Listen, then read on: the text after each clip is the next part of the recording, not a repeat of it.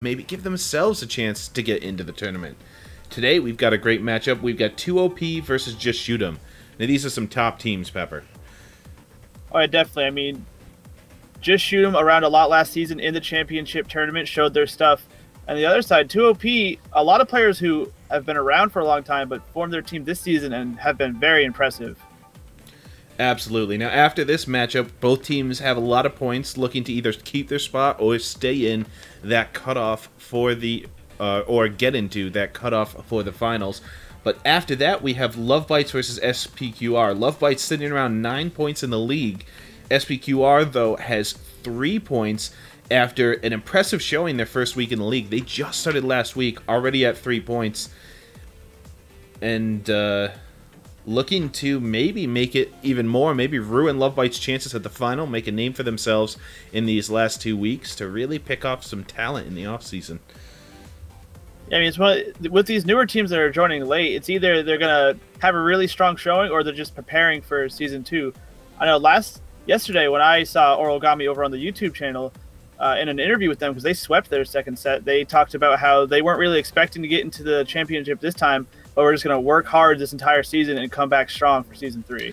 Absolutely. Being in the prep phase league is completely different. You've got picks, bans, you've got a different caliber of an opponent, different strategies that work, so these teams really trying to make it work. And in the final matchup, then, we have Play for Fun and 2OP. Now, both of these teams, 13 points on Play for Fun and 19 for 2OP. They are looking to definitely fight it out. That should be a very close battle in the finals. But right now, we have 2OP versus Just Shoot 'em. They've been waiting patiently, and I think we're going to get them drafting pretty soon, aren't we, Pepper? Yeah, let's get right into it. So we saw a little bit of him yesterday. If we'll see any more Orion today, he is the new guy on the block and might be a little bit unproven in the prep phase league, but in the right hands, could be a force to be reckoned with. Yeah, we did see him a little bit. It wasn't particularly impressive in the showing, not particularly awful either. I think teams are still figuring out the right way to play such an off-kilter champion. You can have the biggest heal, single target heal in the game on one of your normal abilities, but you're also very prone to killing yourself at the wrong time or to get your abilities fully dodged if they don't shoot the right people. So definitely somebody that'll take a little more time for teams to fully commit to. Yeah, another thing interesting we saw yesterday, part of another recent patch, is Oz was drafted by Outplayed and performed very well, barely taking damage and dealing a lot in return. So maybe just a small buff to his dash can bring him into the spotlight and out of the, shadows where nobody wants to go anywhere near him. And let's not forget, too, we saw Rampart played to great effect yesterday. The changes to his energy means he can ult a little bit more often. With the proper support, he can block a lot of attacks, and with the good prediction skills we see in a lot of these prep phase league players, Rampart is not a pick to be counted out, although of course that Asana is the favorite, followed by that Titus and Rask. Maybe even occasionally a Garrison if you manage to pull that Helio or some other champion or freelancer that pairs especially well. Garrison still, in my eyes, is just such a risky pick. Once he jumps in, there's not much more you can do to not die, and he gets against coordinated teams like this. As soon as that Garrison jumps in, they're just going to get focused. And I think one of the tricks a lot of teams have figured out is that it's kind of like Asana. You don't always want to dash in, and even less so than Asana because you can't chase your target. You want to use that Jesh to get out and isolate a single target. We'll see, though. Not a super popular pick, but as we get into these later weeks, some of the newer teams have been surprising us with how well they've been doing with non-traditional freelancer picks.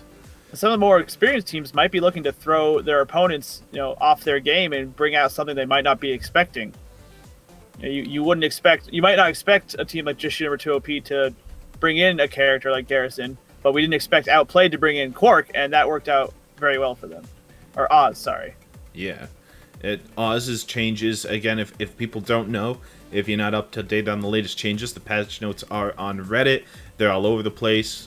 Muzzy has been doing a great job feeding them to us in every possible area, but basically Quark Oz, in addition to some other changes, one of the big ones is after he swaps, he can move. So he's not as predictable in terms of where he's going to be every single turn. Yeah, that was his big problem. All right, so let's see if we can't get these teams. I don't know, Pepper, if we can't help them along with their drafting here. They seem to have a short technical issue, so we will try and get that resolved and get them into these drafts pretty on. So 2 OP versus Just Shoot 'em coming up shortly. 2 experienced teams might not necessarily jump immediately into this flyway freighter that a lot of teams use to gauge out new teams or teams they haven't played before. These are both teams that have been around. They've seen a lot of games. We might see them jump immediately into one of the smaller maps where they can get an engagement pretty quick, although teams love this flyway, so with only 3 maps. Yeah, it's interesting too to see the Prep Phase League teams adjusting to the new respawn. You know, adjusting to the new respawn system, where now you get a bunch of options and you get to choose where you respawn. And I've seen it used both really well, and that they can come in safe and support their team, and also problems where people choose to respawn a bit too close to the fight and immediately put themselves in danger. All right. Especially on smaller maps. And don't mean to cut you off here, but we're going to go immediately to this draft that's going on. How dare you. We've got Evos Laboratory being selected right away. Oh, well, you mentioned maybe the little smaller maps, so they don't want the pure chaos of Cloudspire, but I don't want to give people the room to move around as much as Flyway. And Just Shoot 'em going to follow up by just getting rid of that Lockwood. They don't even want, even as first pick, they don't want to deal with them at all. And 2OP going to have a quick follow-up with Helio, so pretty standard bans coming out. Nothing too shocking there. Yeah, pretty standard. Nobody wants to deal with Helio, especially the team that has the higher rank generally throws him away because he's a champion that can really change games if you miss one predict, and they want to rely on their supposedly higher rank to go ahead and take it out. 2OP does have the higher setup, so it says, hey, we're going to follow Trash's lead in every interview they've said, and we're going to ban that out. Just Shoot 'em, of course. Lockwood and Celeste have even higher value than they normally do here because of their ability to shoot around these tight walls and weird angles that they have. Celeste especially because of so many areas you can cut off vision. Even though it's a wide map, the vision areas tend to be pretty tight where just the 2 smoke bombs can easily cover them. Gremolitions and Rasp being picked up quickly for 2OP after that. Again, Gremolitions valued highly as here on well just because of that overwall from safety ability that he has. Yeah, this kind of leads me to believe Just Shoot 'em will go with the Asana. Seems the most likely frontliner pick, but there's really no rush to go that route.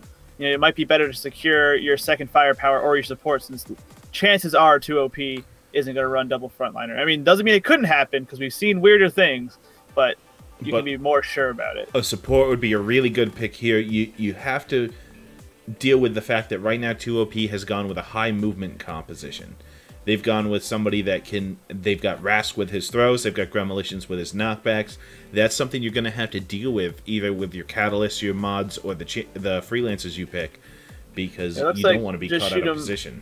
Yeah, Just Shoot 'em going to value that firepower and secure Gray. Gray very popular in general, and especially in this Prep Phase League because of how important vision is and how easily she grants it. There's so many less places you can hide when a Gray drone is going around, especially if they're bringing infrared enhancement to hit those invisible squares. Well, I was just about to say that means there's no reason for 2OP not to pick a support, as Just Shoot 'em has already picked all their firepowers, and 2OP already has a frontliner, so take a support, cut it out from Just Shoot 'em. Just Shoot 'em actually going to go with that quirk, though. Makes a lot of sense with these high escape, high agility firepowers that do good damage. They can get in, do the damage, get out, and Quark can spend 3 turns bringing them back up to full, swap targets. As long as Just Shoot 'em can keep the focus rotating on who 2OP can actually shoot, Quark is great. You just mentioned the displacement that 2OP is bringing to the table, so they go with they'll only support with a dash, so at least he can get out of something, you know, instead of Finn or Ryan even, that would just be stuck wherever they got tossed about. And I'm going to follow up with that Asana, you know, last pick, but there was no reason to rush down the frontliner pick. Still very strong pickup, and just Asana is such a potent character. She can dash around, she can bounce around these weird corners, and if she finds that Aurora or that Gremo and just sticks to them, it can really give him a bad time. And here we see Blackburn in one of his natural habitats, Evos Laboratory, able to have a good number of dash bots, especially with the +1 range mod. In addition, because it's such a long map, there's real value in having that super long AoE that can hit across the whole map. So basically, with the short width of the map, he can throw the bomb most anywhere if he's in a good position, or the ultimate, and then just angle it so that it hits the entire map. Same thing, he's got that overwall bomb that is highly valued on Evos. Definitely a good pick there. Want to touch back on the Quark. Well, he's great if you can dash against the displacement effects at the right time. If he gets caught, if he uses it and gets caught out, displacement effects are extra effective when they do hit Quark because of the breaking of the tethers. So they have to be very careful with their positioning and play. Hopefully we'll see that from this experienced team just shoot him.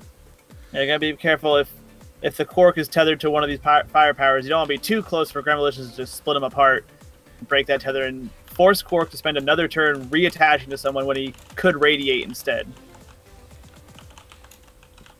Yeah, and the Blackburn pick, I really like him on Evos. He's a character that, when they bring a Blackburn to, say, Flyway, it's a little bit more questionable, but because of his shorter range, but because of the weird walls and his ability to ignore them, as you mentioned, and just not having to worry quite as much about people being too far away, he can really shine if played correctly. Yeah, it's really strange because he's a traditional straight firepower in most of his abilities, right? He shoots a straight shot or a cone, he grants his cover, does his thing, he's got a short dash, got a long-range ultimate, but deceptively he can throw this grenade over walls to avoid cover, and he also, a lot of people do take that mod on his might to be able to not only give himself might, but also ignore cover. So you think you're safe in cover, he can only deal his basic attack damage, all of a sudden he mites up and ignores the cover and hits you for a big, you know, over 40 basic attack, which can really throw off teams' calculations. Yeah, that's always pretty scary when you're playing against Blackburn, when you think, oh, it's a cover shot, so I don't need a turtle tech, I don't need a second wind, and then suddenly it's 45 or so damage slapping you in the face. Absolutely. Right, the most important part of the match here, though, who has more style points? Neither team. I'm kind of disappointed. Well, alright, I'm kind of feeling... Yeah, so Matt, Timo, Lotre, they've all got similar banners with different colors here. We can give them the style point. But they don't have matching icons. So they've got more matching icons, if that counts for you. I don't know. I gotta say, I expected more from teams this experience. Yeah, I know 2OP is newer to the league, but come on, guys. This is a very important factor. Absolutely, banners mean so much. I can't wait to re-earn all of them as soon as, if you guys don't know, we're in open beta right now. Anybody that's watching that doesn't play can download it for free, experience the full game. But soon there'll be a full release where it will be wiped. Everybody will be on an equal footing. And then we'll be able to get into the full released experience with ranked and all that fun stuff. Yeah, and here we go, getting into game one. So the opening gambits we've been seeing a lot is either a team stays hard grouped up, or mostly grouped up and sends someone out to scout. And the important thing with Anatomical on the Celeste is there's really no reason for anybody on 2OP to even think about picking up that might buff. Yeah, unless they're planning for a first turn dash, which is the only way to steal the buff from Celeste. There's just no reason to take it. You can start a little bit safer, let the enemy expose where they are. Yeah, and it looks like 2OP staying very grouped up, which can be pretty risky. If Carradine can get a nice Grey Drone, they could get a lot of vision and a lot of early damage and energy in their favor. Well, meanwhile, we see Just Shoot 'em getting a little bit more spread out, but still everyone playing back safe. Nobody wants to be the first one caught out of position.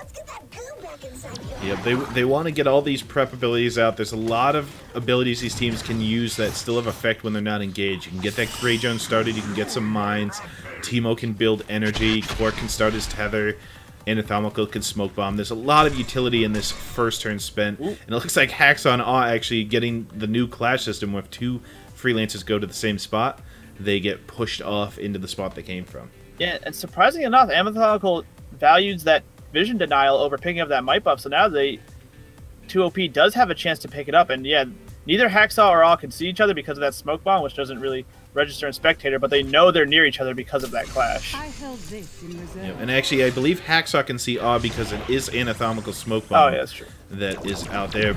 So the shield coming up in preparation for this dash will go ahead and make Awe pay for picking up that might buff.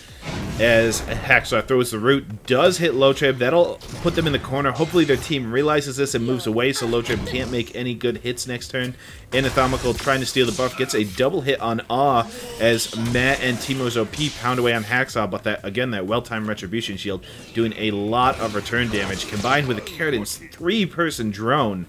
That's going to be significant damage ticking away on this enemy team that's still under the drone.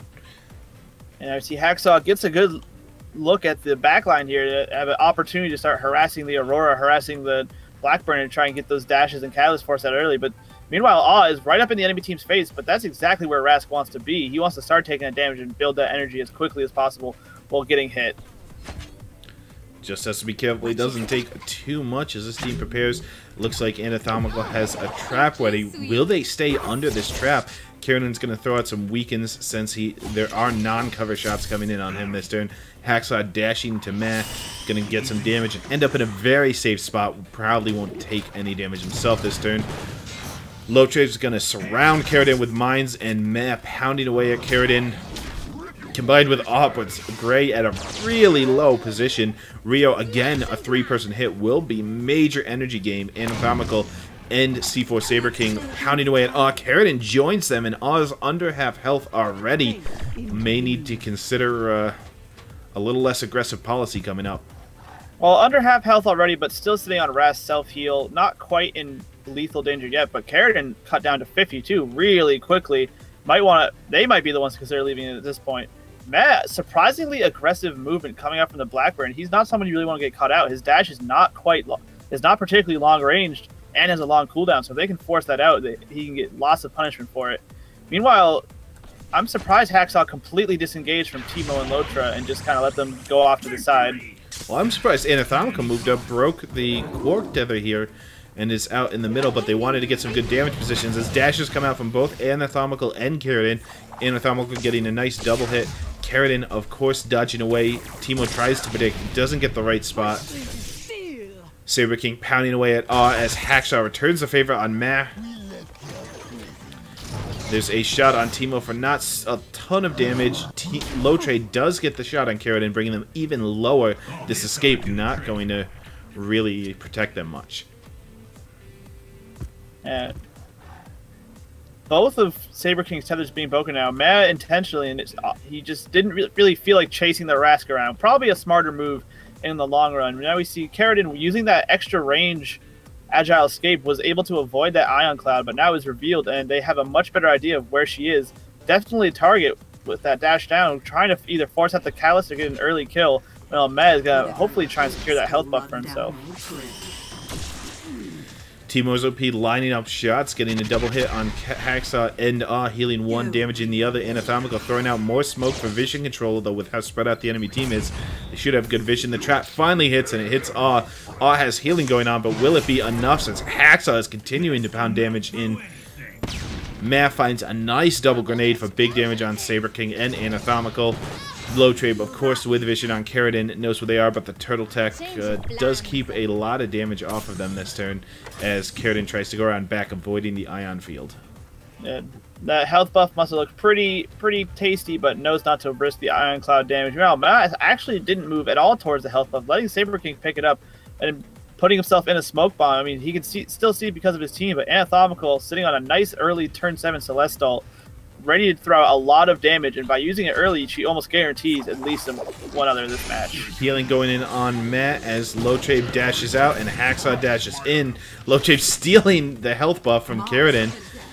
It looks like Matt able to find Cork in the back. Oz got some, just throws down the ultimate, trying to block off the line of sight as well as it automatically going off.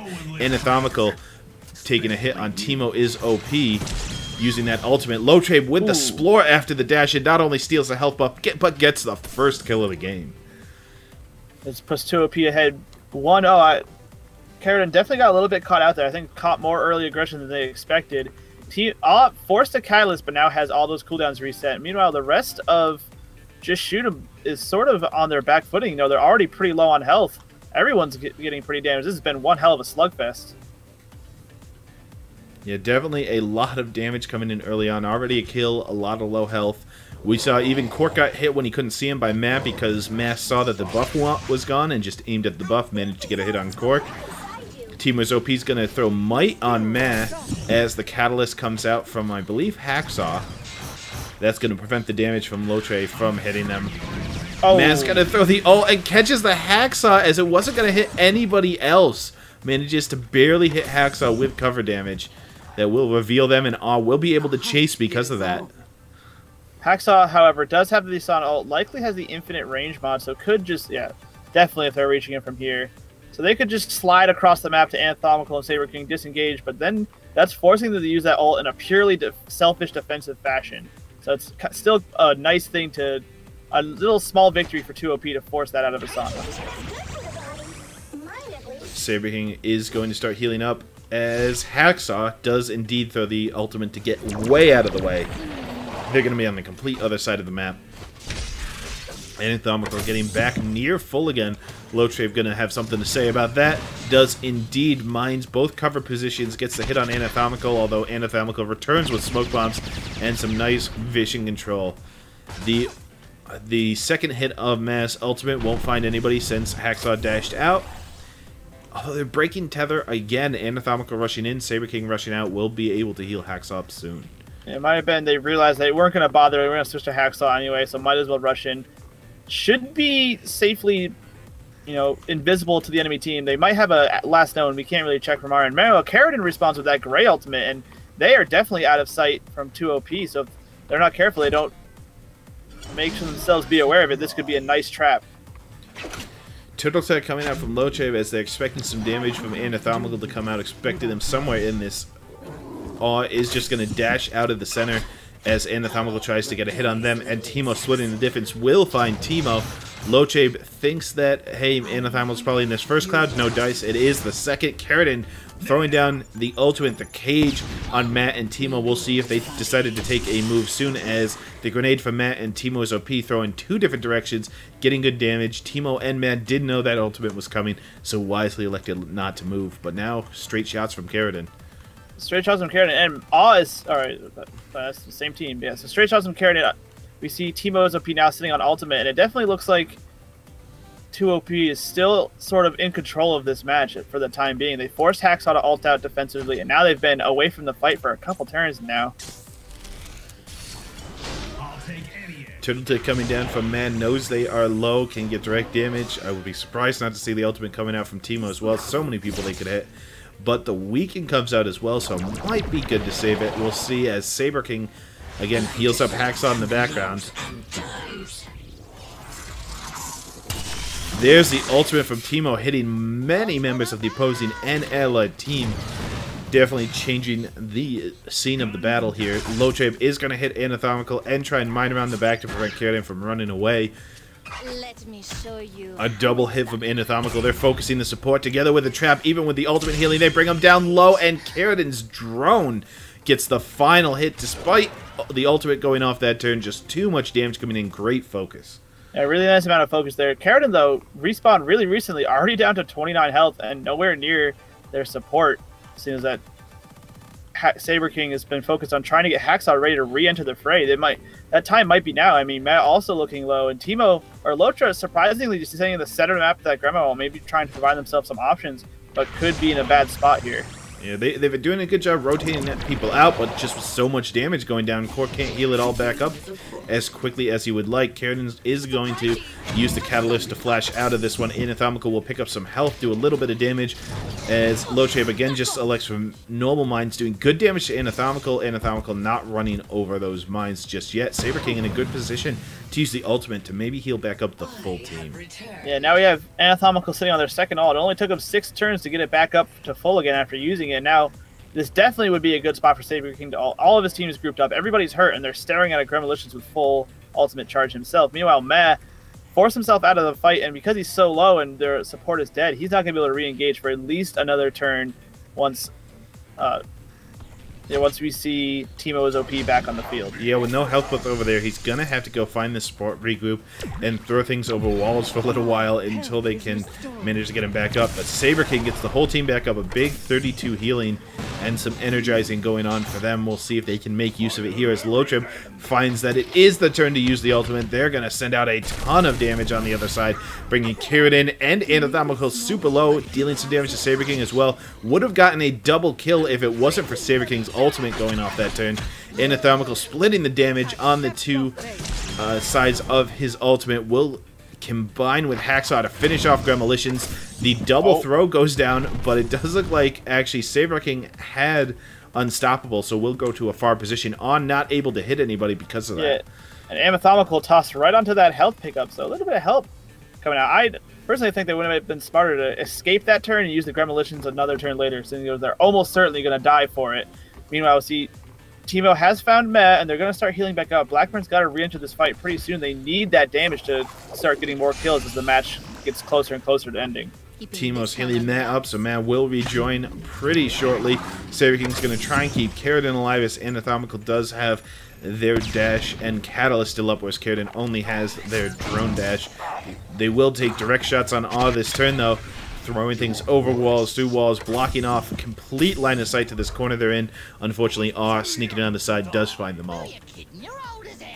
Yeah, we see Anatomical and Keratin sitting super low, and this is a weakness of Cork, actually, in that he's, besides that ultimate, he's only going to be healing one of them up at a time, and both of them could desperately use it. We see Meh got his healing from Aurora, gonna try and pick up that health buff most likely and re-engage. Gremolition's getting ready to spawn pretty far away from the fight. The healing coming up does pump Keratin up pretty good. Both fire powers dodge out of the damage from Awe dashing in. That'll mean that Saber King will be able to follow up relatively safely. Everybody running back into the fight, as it looks like 2OP takes up the middle positions on the map, trying to snipe out another kill, even this up. Lotrib moving very aggressively on spawn, snags that might buff away from Hacksaw, and who unfortunately only has their shield off cooldown, so not going to be able to hit him this turn, just stare angrily. Meanwhile, the rest of Just Shooting Him is getting slowly backed into this wall here as 2OP closes in around them and tries to secure a kill to push things to a tie. Yeah, Saber King's doing a good job of keeping Keratin up, but as you mentioned, Anatomical's not getting much healing out of that as all. Teemo throws the Iron Field, doesn't get anybody out of it. Awe's basic attack's just hitting that full health Cork as Anatomical finds some cover damage. Cork's going to start tethering to this Rage Beast, and together with Keratin, they're going to make sure he stays low, and when this ultimate goes off, he's going to die anyways, as there are no catalysts until this ultimate does go off. The Big Bang pushes Keratin back in towards Saber King, doing some good damage, but also leaving them out in the open. It looks like all Sig at 28 health has their heal available, and Teemo should be there to throw in a base attack. It might not be enough, and they really can't risk another death here as we get into 4 turns remaining with Just Shoot Him already in the lead. Meanwhile, Hacksaw not moving that turn, surprisingly, does have dash, could re-engage if they so choose. But these two fire powers of Just Shoot Him looking mighty low. They just can't quite focus them down enough to secure a kill. Here is their chance, as mentioned. Awe can go ahead and use the ultimate, will go off, as well as some basic attack damage. Definitely do good work here. Weaken going out from Keratin, though. A great turn to do that, negating the might from Meh, and the double hit that Awe is going to do this turn. Anatomical leaving the fight. A smart move, as they do not want to be in the middle of this. There goes Rask, starting off this big damage turn where he does his basic attack and throws his goo all around as Rio hits in the center, but then Keratin and Saber King come in. Big damage on Awe. That'll be another kill coming out. Hacksaw not able to hit anybody, wants to re-engage. Excellent positioning on those mines from Lotrib. Unfortunately, Keratin takes direct damage from so many people, just will go down that turn. So a trade and still a 3-2, 1 kill separated game. They trade 1 for 1, but that's still just shoots in the favor for the time being. Although Anatomical, Catalyst down, Flash down, likely to fall here unless Saber King. I don't think Saber King can heal nearly enough through what Meh has available. Now Hacksaw, really, I'm surprised at how passive he's been playing these last few turns. Hasn't dashed in and now has that root available, but Lotra and Teemo have pretty much just been ignoring him for the time being. Yeah, there haven't been really follows going on. He's been trying to outpredict the opponent and just hasn't been able to make it so that he gets close enough.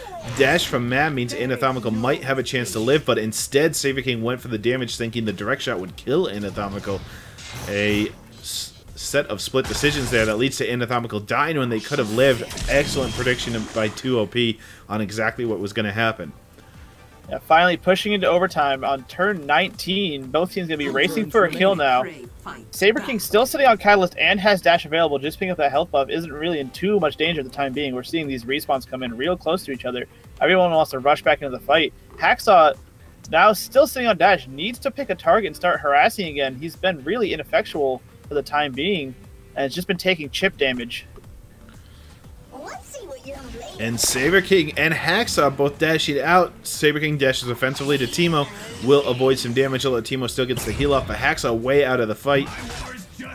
Matt gets hit by a trap. Will try and re-engage pretty soon. The spawns come out, and everybody re-engages right near this block near the center of the map. And we see Locha running right into the center, getting that bite once again. Carradine is sitting on ult. They don't have vision on him, but they might realize it's available anyway. Mess also holding on to his second ult of the game. These are really going to be big swings that the teams need to secure a kill as we are getting ready to move into overtime. Teemo is OP, throws up that shield together with the high health. That should keep them pretty healthy. The might going down on Meh from that paralyzer as Lotrab actually dashes away from the fight, just wanting to stay safe. A basic jump from Carradine, not the ultimate coming out yet, but Meh says, I'm going to use mine. Throws in big damage on Carradine. That should go again next turn. Carradine already sitting at 2 deaths and immediately cut down to 70 health on respawning. Really unfortunate seeing how much focus is going their way, but now they're relatively safe, sitting on that ultimate. And the other enemy team should know what's available. 2OP must know. Just shoot him now, racing to get another kill as Hacksaw, who's been playing so safe and trying to escape now, finds himself staring down 2 enemy members at only 44 health. Yeah, Hacksaw ran through a bunch of mines last turn. Unfortunately brought the health extremely low, so even with the shield, they will be in some trouble versus these 2 high health freelancers next to him. Does manage to get some return damage. That'll do good stuff to Lotrab, but Carradine and Anatomical taking the ultimate again. The spray from Meh when it could have been a single shot means that they won't get as much damage as they could have, but ensured that the damage was dealt. Carradine focusing Meh as well as Anatomical. They're going to place their bets on getting the kill right there this turn as Hacksaw tries desperately to survive. The throw going to push Hacksaw through 2 mines, keeping them in a known position, but they did earn their ultimate this turn, so will be able to hopefully safely dash away. Yeah, Hacksaw does get that ultimate back up. Meg getting caught by that Grey Ult on the way out. Not stuck under it, but still takes the 22 damage, sitting only at 36 with no escapes available. But Teemo is right there, ready to support, has ult, has the big heal, could support him when they need to. This is just coming down to both teams racing to try and secure a kill as everyone gets their survivability up again and again. Yeah, Hacksaw dashing all the way across the map. You have to expect this. I hope Awe and Lotrab, we're moving to re-engage at this point. And you too, soon. Traps coming out from Anatomical as everybody prepares for what could be the final turn of the game. Hacksaw will dash to relative safely, although in line of sight if there was a prediction.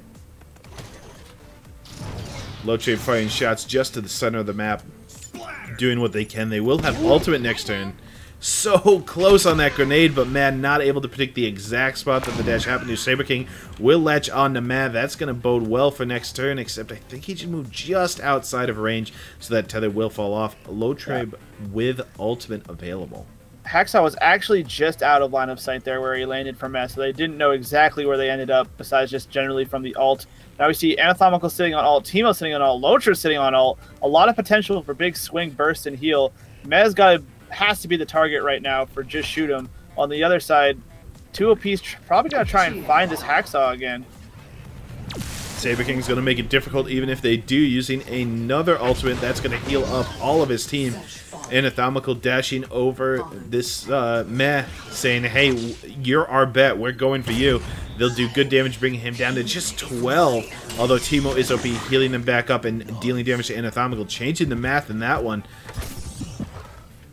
And man, why is he not even going for no attack there? Just full moving all the way down to that health, disengaging from the fight, and now Anatomical in a real bad spot. That they went all in on that aggressive dash, and that could really just spell the end for them. Saying only 29 health, only 1 catalyst available, might be a turtle tech, but that I don't think that's enough. With, as we can see, Gremolitions has finally found a time to use that second ultimate of his. Yeah, unfortunately, they just don't have enough people that can focus a single target, despite having a lot of damage on their team, too spread out with too many walls here. They're going to dive in on Anatomical. Anatomical takes big damage. Will return it with the ultimate, but not enough focus to be able to help out with that. They're trying to body block for him with the ultimate, or with Carradine jumping in, but Low Trade right there, that's not going to work. Teamer's OP actually finishes off. More! 3. More! 4. Okay! And then Low Trip comes in for immense overkill. That's going to get the final kill of the game for 2OP in this overtime. Turn 24, a very close match, but eventually time ran out and the escapes ran out. It was very clear that, hey, they're not going to live one more turn. They certainly made sure. So looking at this scoreboard, we see Anatomical having a lot of damage, but does take that unfortunate 2 deaths. Well, on the other side, the damage was a bit more evenly spread out. Both firepowers of 2OP hitting 543 and 593, so that's really nice to see. They were, sharing the damage, everyone doing their part. I'm gonna have to lean for an MVP though towards Teemo is OP. He did die, but he ended up with a whopping 679 contribution, 454 healing, just so much keeping his team alive that entire time, with a lot of clutch ultimates and clutch big healing flares coming in at just the right moments. And managed to find those lined up shots where you could hit an ally and an enemy, or 2 allies. Those are so hard to find. You have to predict exactly where the enemy's going to go, in line yourself with an ally while keeping yourself pretty safe. As we saw, only 300 damage coming in on the support. Actually, the 3rd lowest damage received in the game, so pretty safe positioning. And absolutely a lot of healing. I do agree, Teemo had a big impact on that game, although the damage taken numbers for this fire, I mean, if you look at the other side, both firepowers died twice and nobody else died. So they're going to have to rethink the strategy coming forward. Maybe if they can't rotate out enough, if they can't, because the other team had a lot of spread damage, if they can't keep both of them alive, they might have to switch to different support than Quark in a situation like this.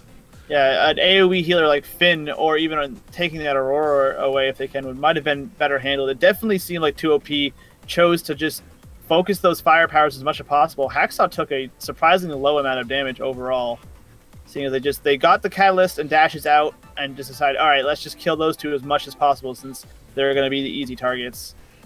And of course, just before we move on, one more thing that secures Teemo is OP as MVP. He had the lowest time per turn, which is, of course, the most important stat in the entire game. Oh, don't get me started on that one. All right, so it does look like that 2OP takes it round 1. They've got and we're going to move pretty soon into round 2 here.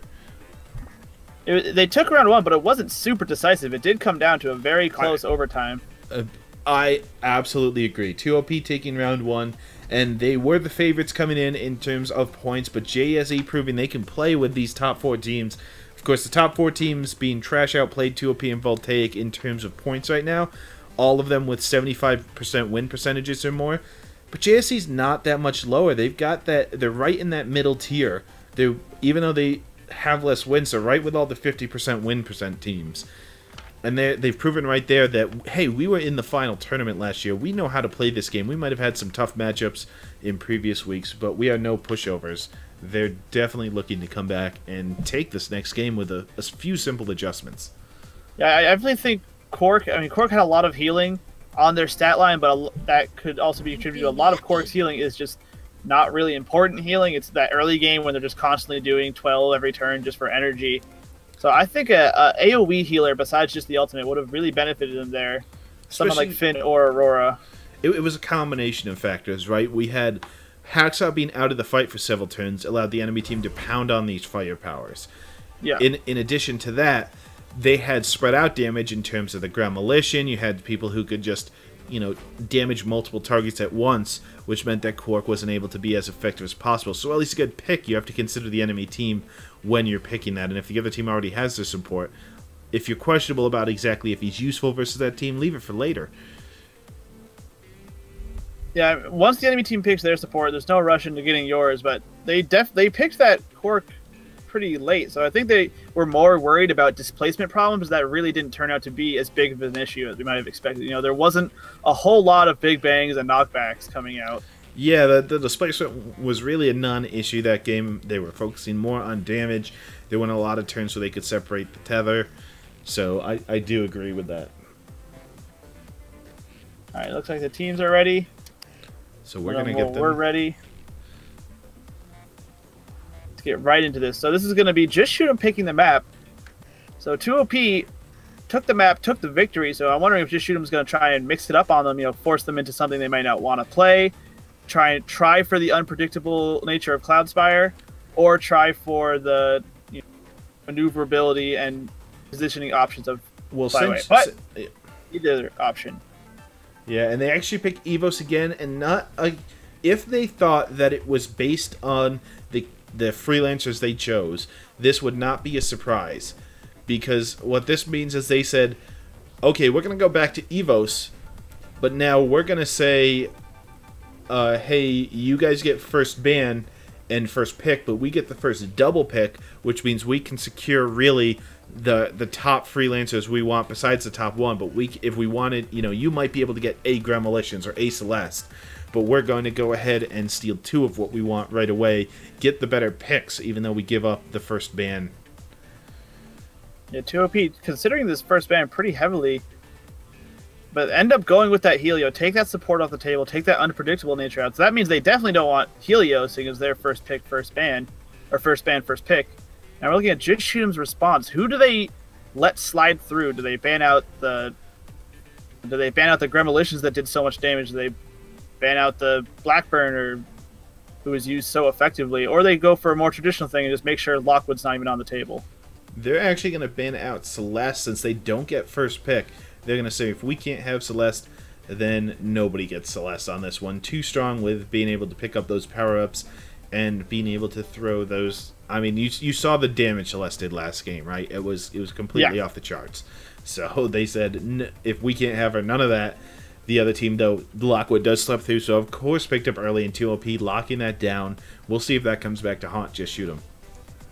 I mean, Lockwood's such a versatile character. He's got the traps, he's got big burst damage, he's got big AoE damage, and he's so hard to nail down with his multiple escapes. So just an overall solid pick. Wondering who we'll see Just Shoot 'em answer back with. Do they go and try and secure their support early and make sure they get who they want and force 2OP to go for the smaller pool? Or do they try and go for, say, making the Rask is still on the table, Gray's still on the table? It's a lot of high-tier picks to consider. Yeah, so it looks like they will get 2 picks immediately. Just Shoot 'em taking both that Gray and those Gremlicians. Great vision from the mines and the drones of people hitting them. Good single target damage on Gray, whereas they have the utility and the split damage on Gremlicians. Definitely wanted to lock down those firepowers quickly, even though 2OP took the first one. Now 2OP, though, could take the first support if they wanted to force the opponents back into a lesser support pick, which we saw Just Shoot 'em really didn't adapt too well to. Yeah, for sure. I mean, Just Shoot 'em wants to make sure they got that vision, that poke, but now 2OP, like you mentioned, so many options. Rask still on the table for that. Rask and Asana, both the 2 highest picked frontliners. I guess at this point, it's kind of a given each team's going to get one of them. I guess it depends on who do you value more. I mean, they're going to go with we that see Aurora. a lot of Titus still, too. Yeah, but I in a competitive, probably go for Rask or Asana over Titus. Well, we'll see, as Just Shoot 'em does indeed pick up that Rask to match 2OP's Aurora here. So now each team, having basically the core of what they need, can go ahead and freely pick exactly what they want without worrying if the other team is going to take it or picking away from them. 2OP's got to select either a frontliner or a firepower. Most of the top tier best use for this map, firepowers have been picked. You'd expect to see maybe another Blackburn. Zuki can do pretty well on this map with the sticky bombs. Might they go with something a little more non-traditional but still good? The new Oz play, they could definitely roll in and show us how they've adapted to the new L changes. They instead go for that frontliner Asana. I mean, they get the double pick anyway, so it doesn't really matter which order they did this in. I mean, I'm looking heavily at that Nyx. But double frontliner. I'll allow it. If Titus is part of a double frontliner, I'll allow it. Yeah, they're going to bring in a lot of damage and a lot of tankiness, as well as if you're going to have a healer with the double frontliner, you want that AoE healer Aurora. You want to be able to hit two people with, if you've got a healing ion field, you can hit them and the enemy. If you've got that basic attack with extra healing, you can go ahead and hit both of them and whoever they're focusing. It's just so much synergy on their team right now that this actually looks... We haven't seen a lot of double frontliner, but this looks like an effective lineup for them. And they won't have to worry so much about Lockwood. He's so slippery, they can focus all their heals on this front line. Yeah, I mean, if Asana and Titus are 2 up in Just Shoot Him's face, they're not even going to have the chance to get back at that Lockwood and punish him for just sitting back and dealing damage. Yeah, oh, and look at that. They went with the Finn. They might have realized the single target healing isn't what they needed. They go with that AoE heal, the shield, the big ult that you can combo with the Gray Finn ult is always a nasty combo if you can land it better. Well, this is such a smart move because it does so well. So if you start the eels on the 2 frontliners, it's going to bounce back and forth between them. They can't take a turn out of the battle to stop the eel from bouncing, right? If you've got that spray heal to heal everybody up, the bubble will slow down both chasers if they're chasing the same person, as well as shield that target, and you pretty much know who they're focusing that turn unless they're wasting dashes to get away because they have to be close to them. So the bubble works perfectly. And then the ultimate can pull people off of multiple champions. Finn, just a very smart pick from Just Shoot 'Em. I like that pickup. Yeah, and there's a good chance Asana and Titus are going to be grouped up around at least one person, unless they go for separate targets. I'm going to be really interested going in for mods if either Asana or Titus goes for a more damage-focused build over the survivability build to bring in the extra damage to make up for the fact that they do only have one true firepower. Not to say that either of them, I've seen Asana and Titus do obscene amounts of damage regularly. Absolutely. They can definitely do a ton of damage, especially when modded out to do so.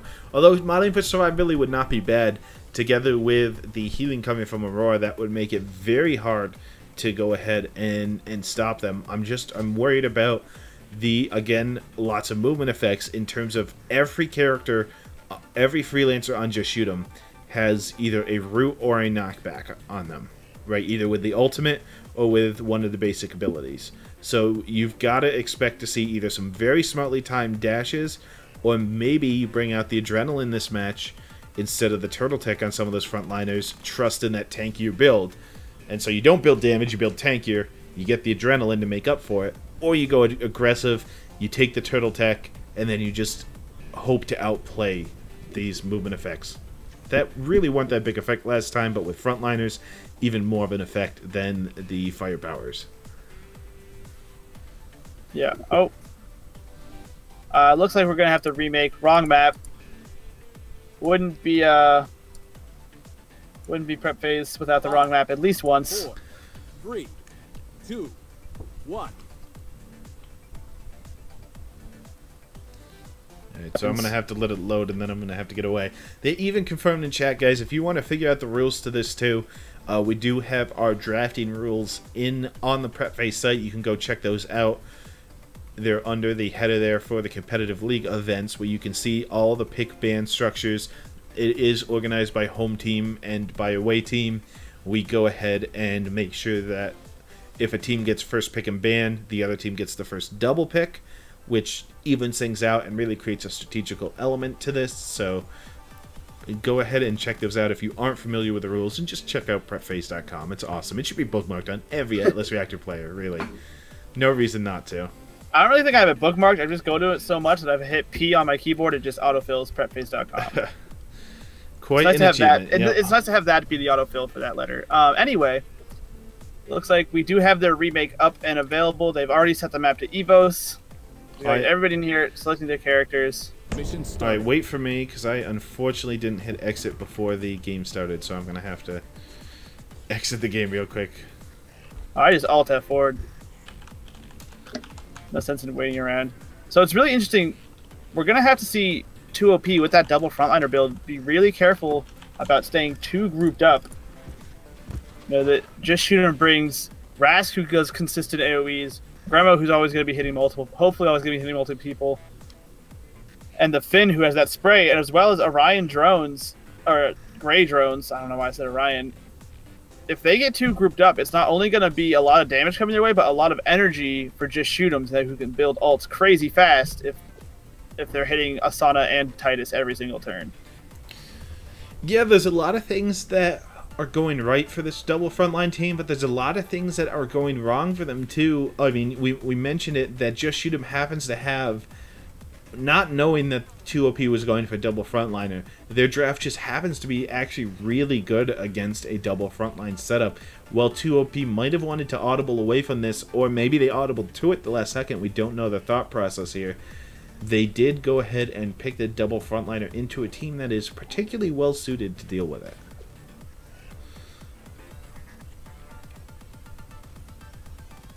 So it looks like we're getting ready. I'm really interested to see how they go about this. If we see Titus and Asana focus one person down, or each of them finds their own squishy to go beat up on and force them to be on the defensive. You know, if you can get on Finn's tail and just wail on him turn after turn, he's going to be more worried about shielding and healing himself than he is about supporting the team, which could allow Lockwood and even Aurora, who can deal some damage, to find another target. Meanwhile, the other frontliners off in Gremolition's face or Gray's face. Yeah, now I think this is going to be the story and how it's going to be, because you're going to have to... I agree, you're going to have to split those frontliners. They can't be together, right? There's too much that goes against it. One good throw, one good knockback disengages them.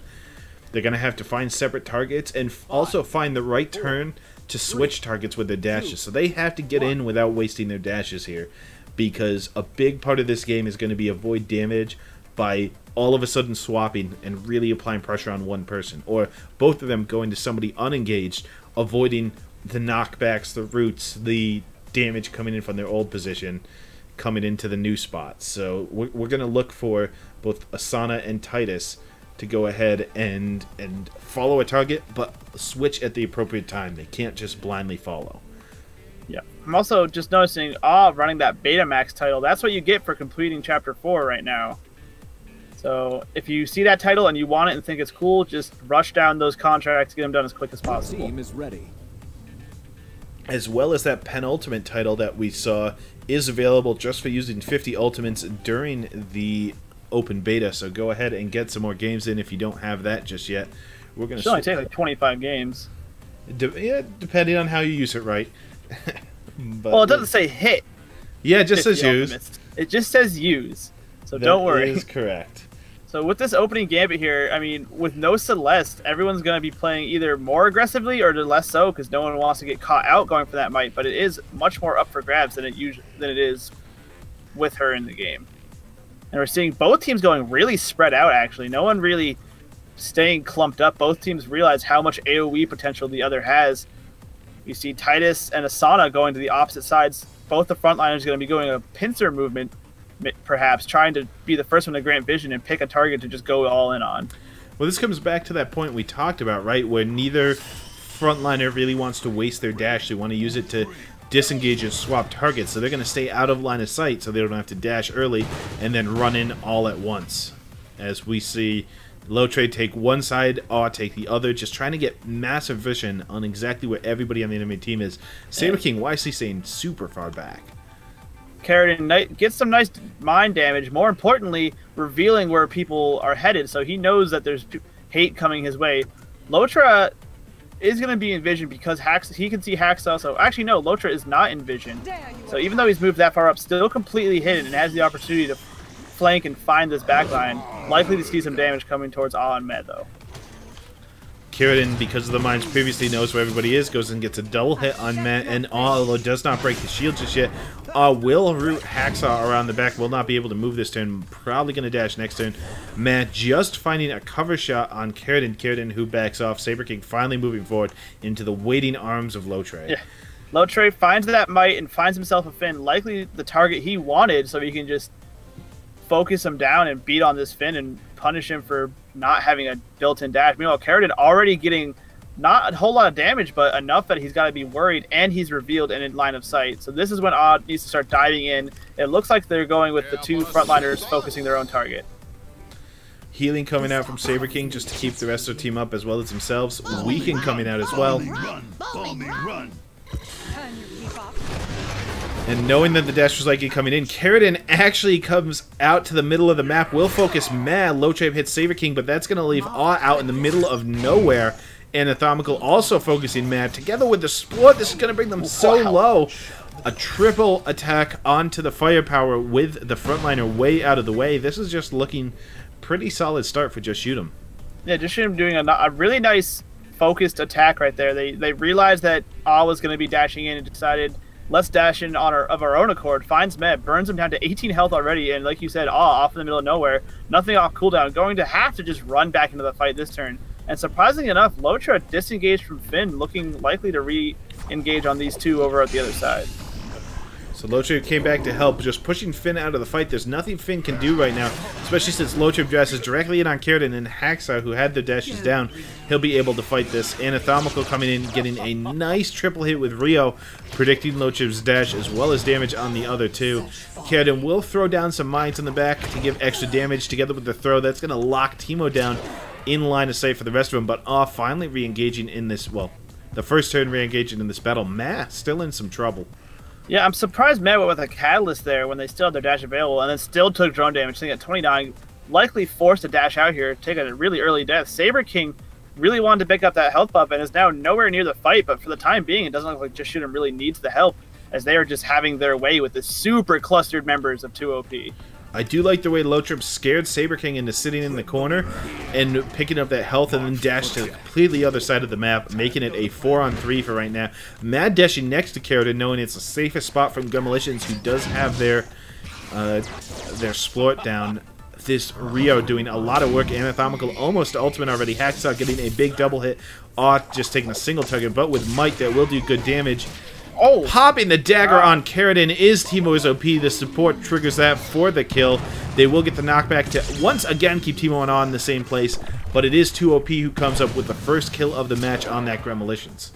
Yeah, really surprising burst there. The Mighted Titus dagger, nothing to laugh at with that 31 damage. And now Meh, out of options to escape though, so they could easily find a return kill here for Just Shoot 'Em. But wow, I was not expecting from that current situation for 2OP to get first blood. But Saber King now getting close to re-engage on the fight, needs to start supporting. He did get chased out like you mentioned, and that sort of led to an early death. Yeah, he's been pretty ineffective these last few turns, carefully moving back in. The Unstoppable coming out from Aurora here, but Anatomical is going to try and focus Mad down with, as you mentioned, no escapes. Will root Hacksaw in place, but Hacksaw gets exactly what Rask wants, a big 3-person hit. Matt gonna find just 2 people with the light him up. That'll do some decent damage, but they did not focus enough damage to be able to take Matt down that turn, and now Matt is pretty safely in the back, although Hacksaw does have dash up. So Hacksaw does have that dash alt up, so let's see if they can punish it here.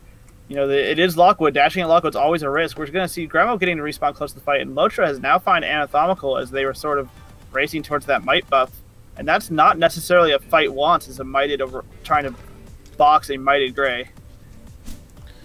Well, the bubble's coming down on Saber King. They'll be able to tank through a little bit of damage together with Turtle Tech. Traps are not going to be an issue as Hacksaw throws down that gigantic trap.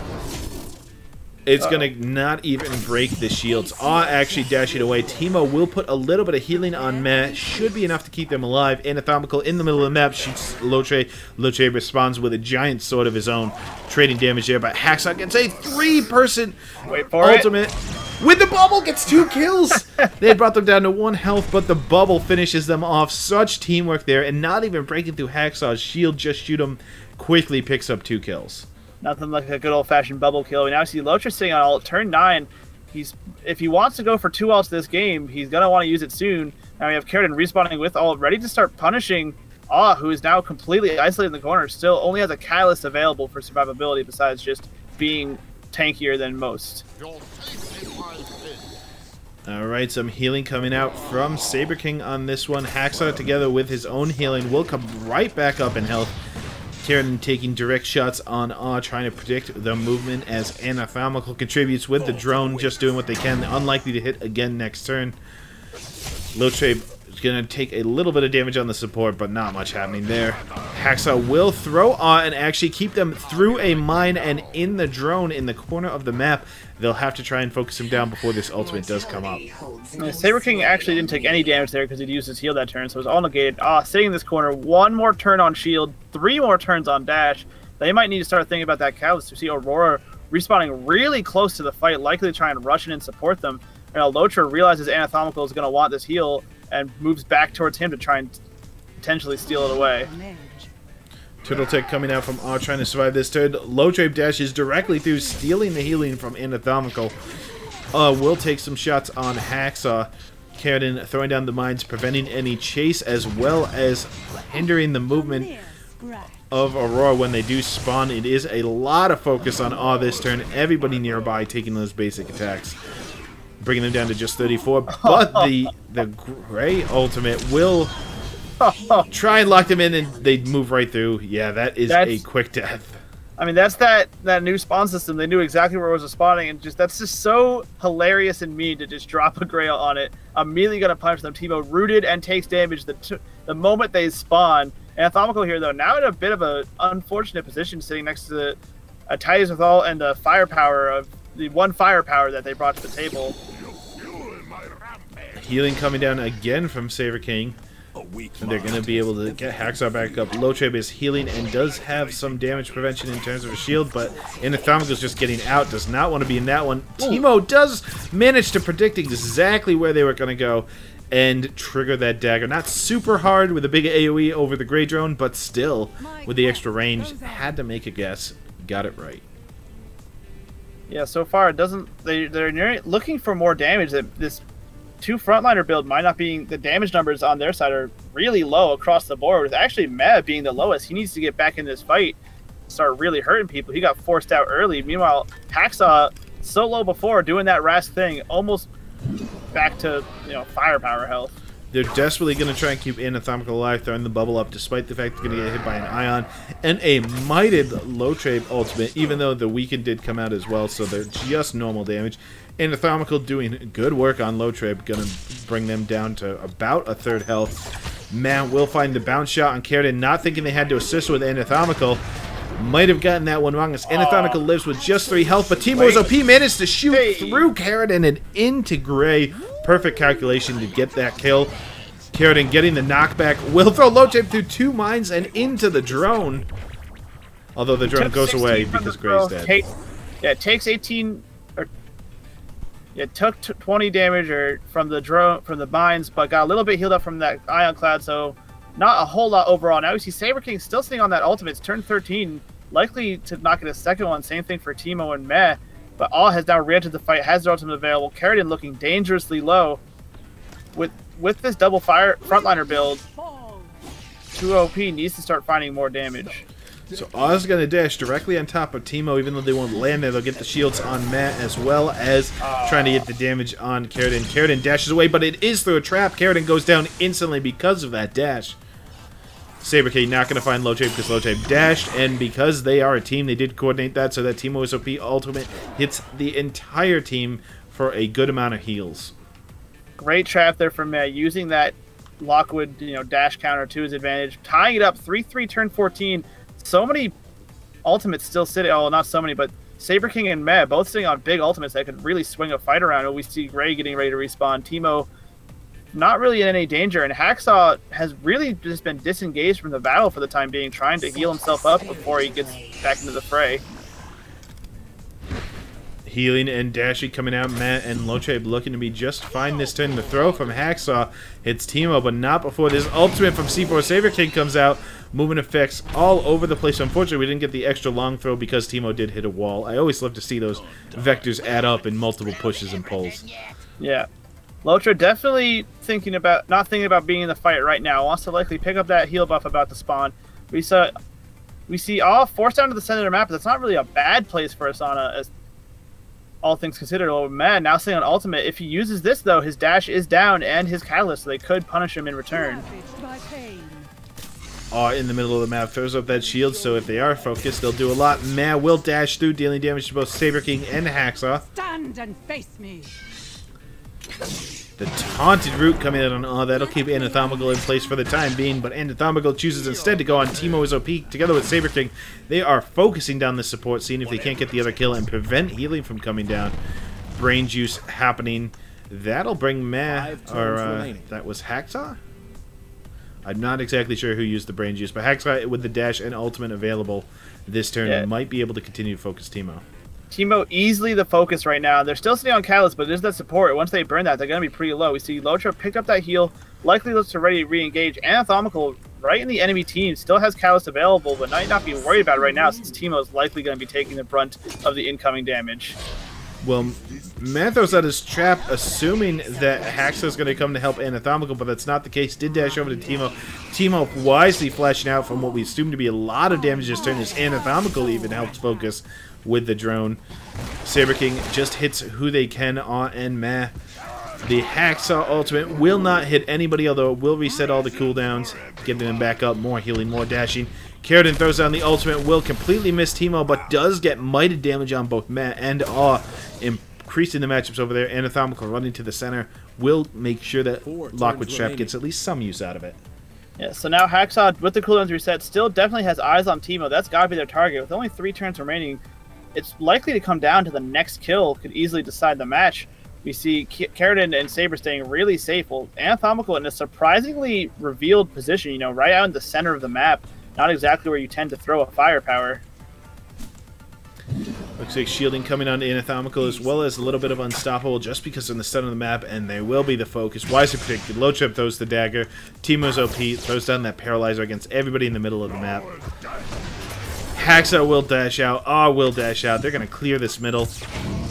Trying to pop the dagger on Anatomical. Does get some damage down with Matt, combined with the dagger. Goes directly through that. Anatomical is continuing to focus Teemo. Kerrigan trying to get in. Does have the range to just barely nick Teemo. That'll bring them extremely low, but still alive, still running for their life. Yeah, Teemo still sitting at 18 health. Has their heal available with only 2 turns left. On the side of 2 OP, that's the only one low, and just shoot him staying pretty healthy. I mean, Rast kind of low, Anatomical a little bit hurt, but really disengaged from the fight, staying on yet another ultimate. They've been using them very effectively so far this game, so let's see if we can get another nice one to just keep this focus on Teemo rolling as much as possible. Gray's been getting a lot of ultimates doing to be able to keep the drone hitting so many people each turn, always finding double and triple hits. Saber King finding a triple heal to keep the rest of their team pretty alive, and Hacksaw, of course, super tanky, will be able to live. Mad does get hit with some mind damage, just making sure they have multiple targets in case they need to swap out. But the focus definitely is Hacksaw, as both Matt and Lochib take big hits on that. Teemo is OP, taking the big 20. Do they have the heals to keep themselves alive? They do not. They go down turn 18. That means there are just 2 turns left for 2OP to find a kill. They go down. Titus walks through the wall, takes the damage, is rooted there. Not the worst spot to be stuck, but I mean, with only 2 turns remaining and the composition that 2OP brought to the table, I don't know if they have the damage here. I mean, this double frontliner comp hasn't really been pouring out the damage they need to finish off people this late in the game. Yeah, it looks to be an uphill battle as Anatomical dashes out while Low Trade dashes into Kerrigan. We'll see if they predicted that. Mad does go ahead and spray the area, so does hit a little damage with Anatomical. Are going to find the support, who is full health and healing, so not much there, even though they do get retribution damage. Kerrigan laid down the splort, does damage to Low Tray, and catches them off in a bad spot with the dash down. Mad getting thrown through the wall, knocked back through the wall. Another kill. No, one health. They survive with 1 health. I mean, but now it's turn 20. Matt will assuredly die if he stays there. Gonna have to either just take it or dash out, and I don't really see them getting 2 kills this turn. I don't see 2OP securing 2 kills this turn with how low Matt is and how low Lotrib is. Even if they do it, it'll likely be a trade. Yeah, Lotrib has to Catalyst dash out. It just has to happen. Matt has to dash out, so they need 2 kills without it. Instead, they let Man die, meaning they're not going to find the 2 kills. Anatomical does leave. Saber King not able to find any good damage there. R takes a swipe from the back, but it is a half-hearted attempt, as they know where this is going. Those plays last turn secured the victory on turn 19. Turn 20 was just playing out a 5-3 victory. Just shoot him, taking that, putting that as a split. Correct? Yes? Yes. So that'll be a split, which is very interesting for the results, because I do believe that Outplayed, the team that was tied with 2OP, completely swept last week, which means that they're going to be ahead of 2OP this week, and there's going to be a lot of pressure on 2OP to perform, to keep their spot, and to try and keep that seed going forward. Yeah, it definitely felt like Finn was the right choice this time around, bring that AoE healing, and just I liked the idea of the double frontliner, but it doesn't feel like it quite worked out. I mean, just looking at the damage numbers, how high the damage from Carrot and Anthemical and even Hacksaw was, well, in comparison, all only dealing 235, Titus dealing 350, but not too much in comparison. So just they weren't able to burn anyone. I mean, Rask just not gonna die against a comp like that. The same for Finn through all his healing and self-shielding, so just not what they needed. I mean, I think they had a lot of the right ideas. They had a good composition, but they chose to roll it out against a composition that's really good against it on a map where it's not necessarily the greatest because it blocks all these dashed line of sights, but it's still a big map, so it's hard for frontliners to find really these hits they want. You saw early on, I was forced to use the dash to engage, but it left them way out of the fight for at least a turn or two. And while Loche was able to come back and even that out early on, it came down to a close match. I think that this can be a very viable strategy for them to pick if they pick it on the right maps against the right compositions and work on a little bit of how that we can't use our dash to engage, we need them up to re-engage. So how do we make sure we get those early hits? Do we need more lockdown? Do we need a little bit more, you know, a mobile support or a firepower with a little bit of lockdown ability? What do we need to do there? Yeah, and I think for MVP, I'm going to give my vote for Saber King. He didn't die, and he did that big 375 healing, just making it that much harder for them to secure these kills that they needed to near the end. He was a little bit out of the fight at the start, but once he showed up, he had a lot of impact on keeping everyone alive, keeping the enemy team out of position and revealed, and just making their job even harder than it already was with the lower damage output. I don't know. I think my vote for this one went to Lotre, just because had the highest damage of the front, really a firepowery number on the damage. A ton of damage taken, but was able to... The job of the frontliner isn't always to soak damage. It's a lot of times to soak attention, and then either avoid that damage or soak what you can with that high health pool. But good damage numbers, no deaths, and I really like the swaps Lotre did. I thought that he did very well with both the dagger and the dash, changing attention, pushing Finn out of the battle, then coming back, doing everything they needed to in this composition. Well, I guess we're going to have to agree to disagree. All right, so let's go ahead and pull somebody in for an interview here. We'll see who we get for this one. As you guys can see, the stats pretty much show the numbers there. Pepper Titan was talking about. We did have Matt having some decent numbers. Everybody else really low on the damage charts. Well, they were able to take a lot without dying. You saw it pretty much tied up until those final turns. Yeah. It did turn out to be that the traditional team composition combined with just the fact that it's so much AoE, so much movement abilities, and Athamaga got this ult up, 3 times that game? It was just an amazing showing from them as a team. It was too much for this. Not super practiced, I don't think, but it's definitely untraditional team composition. Yeah, for sure. Who do we want to try and get here with us? Well, let's try and get somebody from the 2OP team. Let's talk with them a little bit about this composition, where they thought it was headed, and why they continued to pick it into this other team composition, as well as some of the plays that game. I think that would be, and I know chat's probably dying to hear that too. If you guys have questions that you want to hear from specific teams, don't forget to let us know ahead of time, either in the Reddit or the Discord. We'll vet out some of the best ones and try and use them. But I'm sure everybody's curious into 2OP. Definitely a solid team. Definitely had a good plan here. What did they think about that second game, and as well as the first game being so close versus JSE? Sure. So yeah, does look like that's going to be just good for JSE. They're going to knock some points off of 2OP. Does not get farther in the lead, but both teams really wanted a clean sweep here in these final. Both of them are competing against a lot of people. If you guys check out the stats again on Prep Phase, they're also on our Discord, and after the week is done, they will be up, or after the weekend is done, all these stats will be up on the Reddit page as well. I do believe Field posts those for us, and Septimus does a whole stats video.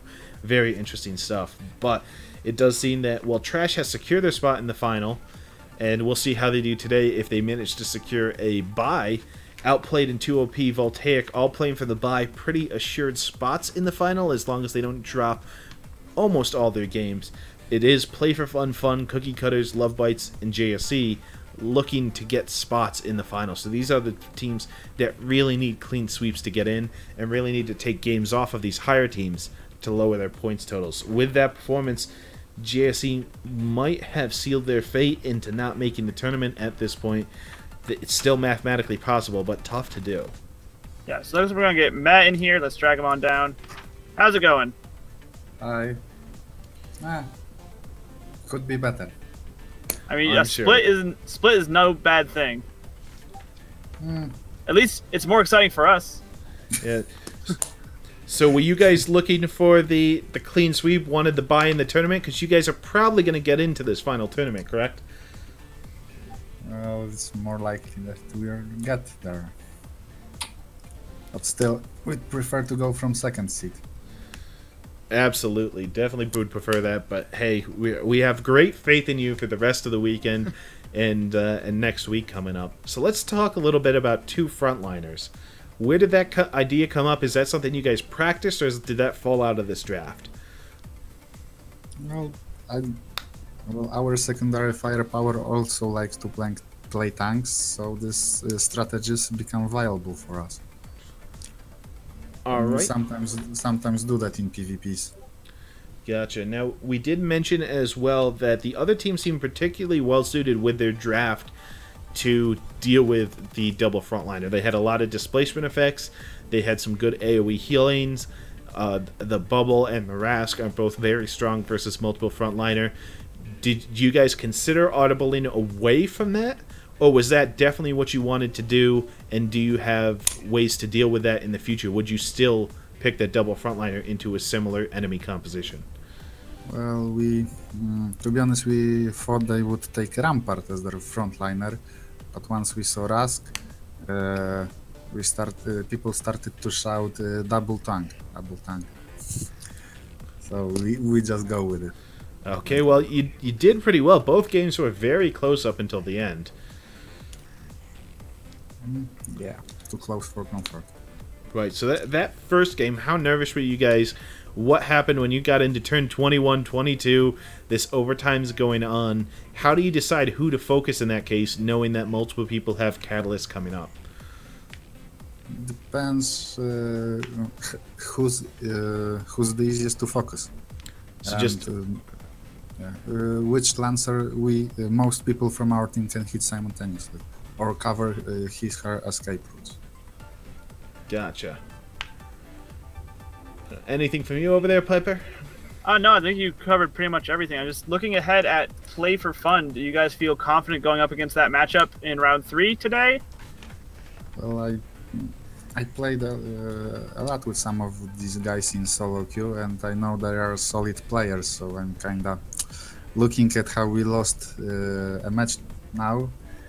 I'm a bit worried, to be honest. Oh, wow. I believe in you. I believe in everybody. But I do kind of want splits. I always believe that we win, but that doesn't mean I'm not worried. Well, good luck in your future games. Best of luck. And anything you want to say to the stream before you leave? Play more games. Alright, play more games. Definitely not going to be a problem with this new influx of players thanks to the open beta, but thank you for being here, Matt from Team 2OP, who just split, but still very high in the rankings. I believe still one of the top 4 teams, and almost has to be after this weekend, looking to get even more. They will be on stream later today. They are our third matchup versus Play for Fun, so if you want to see more of 2OP, if they're one of your favorites, stick around for that. And